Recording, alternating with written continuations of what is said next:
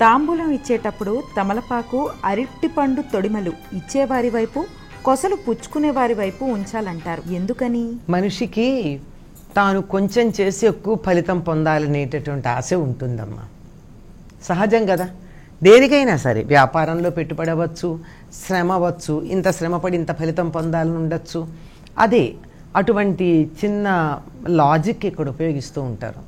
ఇప్పుడు అరటిపండు కొస మన వైపు ఉందనుకో, తొడిమ అంటే మొత్తం అరటిపండు మొత్తం అంతా నేను ఇస్తున్నానని, అంటే కట్ చేయలేదు, ఇస్తున్నా అని అన్నమాట.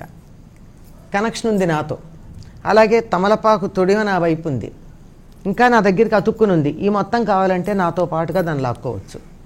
నేను కొస నా వైపు పెట్టుకున్నాను అనుకో, ఆల్రెడీ కట్ చేసి ఇచ్చేసా, అందువల్ల వాళ్ళు నన్ను లాగే అవకాశం లేదు.